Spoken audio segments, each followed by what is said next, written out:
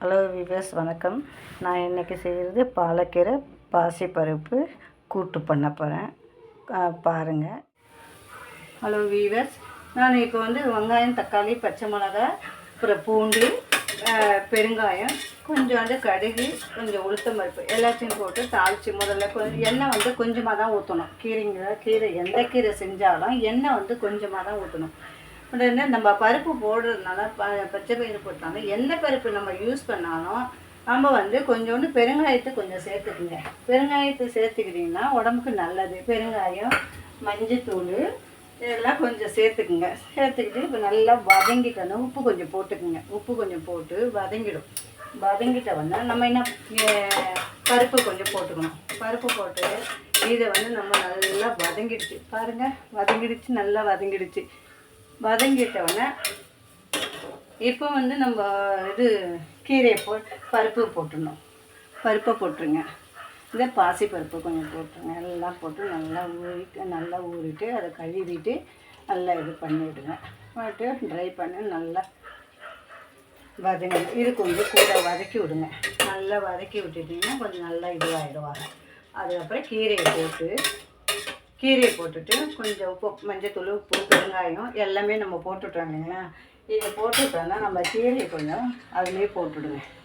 பாலக்கீரை உடம்புக்கு நல்லதுங்க. உடம்பு நல்லது.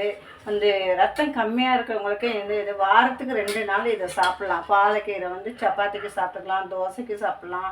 எதுக்கு நம்ம சாதத்தை கூட சுட சாதத்தை போட்டு பிசைஞ்சு கொஞ்சம் குழந்தைங்களுக்கு மெயினாக கொடுங்க. பாலக்கீரை இப்போ இருக்கிற குழந்தைங்களுக்கு ஹெல்த்து கம்மியாக இருக்குது. ரொம்ப இதுவாக இருக்காங்க. அப்போ எங்கள் அம்மாலாம் நல்லா இது பண்ணுவாங்க. முருங்கைக்கீரை அது இதுன்னு எல்லாமே பண்ணி கொடுப்பாங்க. பாட்டியெல்லாம் இருந்தாங்க. இப்போ யாருமே இப்போ அதிகமாக பாட்டிங்களை கிட்ட வச்சுக்கிறது இல்லைல்ல. ஜென்ஸு ஹஸ்பண்ட் ஒய்ஃபு வேலை பார்க்குறதுனால அந்த குழந்தைங்களாம் மற்றந்தான் வச்சுருக்க முடியுது. ஏன்னா சூழ்நிலை அந்த மாதிரி இருக்குது. பசங்க எல்லாருக்கும் பேரண்ட்ஸுக்கெலாம். அதனால் நீங்கள் என்ன பண்ணீங்க, இதை போட்டுட்டீங்க. இது மாதிரி கீரையை போட்டு நல்லா வதக்கி விட்டுட்டு நல்லா வதக்கி ஒரு 2 விசில் வந்ததுன்னா கீரையும் பருப்பும் நல்லா வெந்துடும். வெந்தவொடனே இறக்கிட்டு கொஞ்சமாக எண்ணெயை விட்டு ஒரு காஞ்ச மிளகாய், உளுத்தம் பருப்பு தாளித்து விடுங்க. இப்படி போட்டு தாளித்து அந்த காஞ்ச மிளகா போட்டுடலாம். வேணும்னா போட்டுங்க, வேணான்னா விட்டுடலாம். ஏன்னா ஏற்கனவே நம்ம பச்சை மிளகா போட்டிருக்கோம் இல்லையா, அதுவே போதும் நமக்கு. அதுவே போட்டு யூஸ் பண்ணிவிட்டு இதை செஞ்சு குழந்தைங்களுக்கு, மெயினாக சின்ன குழந்தைங்களுக்கு கொடுங்க. கொடுத்துட்டு பெரியவங்க வயசானவங்களுக்கும் இதை கொடுக்கலாம். கொடுத்துட்டு சாப்பிட்டிங்கன்னா இது மாதிரி ஒரு விசில் குக்கரில் போட்டு மூடிடுங்க. மூடிட்டு 2 விசில் 2-3 விசில் ஒவ்வொருத்தருக்கு குக்கரை பொறுத்துது.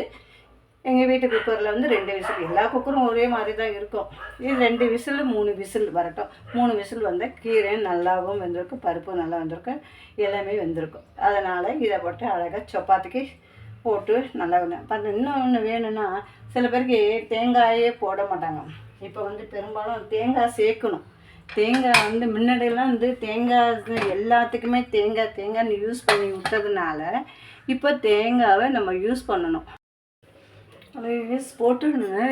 இது தேங்காவை போட்டுடுங்க. கொஞ்சம் தேங்காவை போட்டு அப்படியே கிளறி வச்சுருங்க. குக்கரில் போட்டு மூடிடுங்க. தேங்காய் உடம்புக்கு நல்லது. சின்ன பசங்களுக்கு இப்போ அதிகமாக நீங்கள் தேங்காய் சேர்க்காமல் இருக்கிறவங்க நிறைய அந்த குழந்தைங்களுக்கு கொஞ்சம் தேங்காய் இது செய்யும்போது கொஞ்சம் தேங்காய் எல்லாத்துக்குமே கொஞ்சம் சேர்த்துக்குங்க. தேங்காய் தான் இப்போ நிறைய நல்லது, உடம்புக்கு நல்லது. நான் வேறு எதுவும் சாப்பிட்றத விட குழந்தைங்க தேங்காய் போட்டு இந்த கூட்டுக்கு தேங்காய் கொஞ்சம் போடுங்க. தேங்காய் போட்டிங்கன்னா எல்லாமே குழந்தைங்க நல்லா விரும்பி நல்லாவும் சாப்பிடுவாங்க. இதுதான் பண்ணிவிட்டு நீங்கள் என்ன பண்ணுங்கள், குக்கரை போட்டு மூடிட்டு 2-3 விசில் வரும். ஆனால் பாசிப்பருப்பு சீக்கிரம் வெந்துடும். நீங்கள் 2-3 விசில் போட்டுட்டுங்க வச்சுன்னு அழகாக இந்த பாலக்கீரை கூட்டு பண்ணி சாப்பிட்டு பாருங்கள். சப்பாத்திக்கு வச்சு தொட்டு சாப்பிட்டு பாருங்கள். சப்பாத்திக்கு சாப்பிட்டிங்கன்னா ரொம்ப நல்லாவும் இருக்கும். அது நல்லா டேஸ்ட்டாகவும் இருக்கும். செய்கிறதுன்னு டேஸ்ட்டாக பண்ணி பாருங்கள். அன்பு இருந்தால் மாற்றம் இல்லை. எல்லாமே டேஸ்ட்டாக தான் இருக்கும். அதனால் நல்லா செய்து அன்பாக எதையும் யோசிக்காமல் நல்லபடியாக சமையல் பண்ணி சாப்பிட்டு பாருங்கள். சாப்பிட்டுட்டு எனக்கு சொல்லுங்கள். ஓகே, பாய்.